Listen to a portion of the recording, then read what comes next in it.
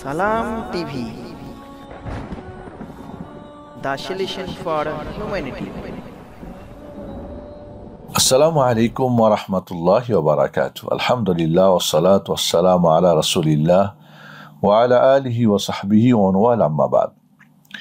সম্মানিত প্রিয় ভাই বোনেরা, এক বোন প্রশ্ন করেছেন, নারীরা মহিলারা কি মুরগি ছাগল জবাই করতে পারবেন?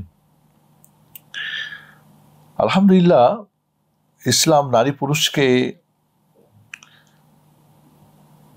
বিশেষ কিছু জায়গাতে পার্থক্য করলেও কমন বিষয়গুলিতে পার্থক্য করা হয় নাই। একজন নারী মুরগি জবাই করতে পারবেন, ছাগল জবাই করতে পারবেন, কোনো সমস্যা নেই। এমনকি পিরিয়ড কালীনও যদি জবাই করে সেটাও করতে পারে। বিসমিল্লাহ আল্লাহু আকবার বলে জবাইয়ের যে শর্ত নিয়ম আছে, জবাই করতে পারলে সেই জবাই হালাল হয়ে যাবে। এমন না যে নারী জবাই করলে হালাল হবে না বা পিরিয়ডকালীন জবাই করলে হালাল হবে না, এই ধরনের কথাবার্তা আমাদের সমাজে প্রচলিত আছে, এটা ঠিক না। অনেক সময় দেখা যায় যে জবাই করার সময় মুরগি বা ছাগলের যদি তার গলা থেকে মাথাটা বিচ্ছিন্ন হয়ে যায়, সেটাকে অনেকে মাকরুহ মনে করে, সেটাও ঠিক না। একটা মুরগি জবাই করতে, একটা পাখি জবাই করতে গিয়ে অনেক সময় ধারালো ছুরি বা অনেক সময় অজান্তে বা অসাবধানতার কারণে বিচ্ছিন্ন হয়। কিন্তু আমাদের দেশে এটাকে মাকরুহ করার উদ্দেশ্য এটাই যে যেহেতু হিন্দুরা কি করে, বলি দেয়, একটা কোপ দিয়ে বিচ্ছিন্ন করে ফেলে, তা আমরা তো সেটা করি না। আমরা তো বিসমিল্লাহ আল্লাহু আকবার বলে জবাই করতে হবে।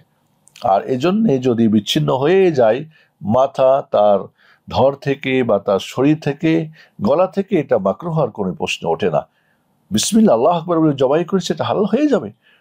এভাবে অনেকেই প্রশ্ন করেন যে একাকি জবাই করা যাবে না মুরগি বা ছাগল।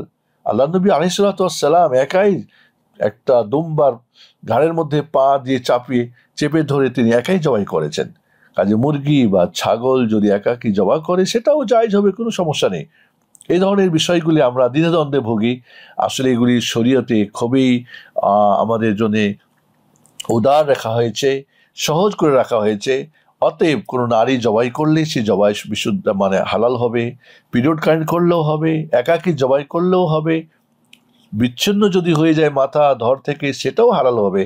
তবে না হয় উচিত, যেহেতু হিন্দুদের সাথে একটা সাদৃশ্যতা এসে যায়, তবে হয়ে গেলে সেটা মাকরুহ হয়ে যাবে বা হারাম হয়ে যাবে এমন ধারণা করা মোটেই ঠিক না।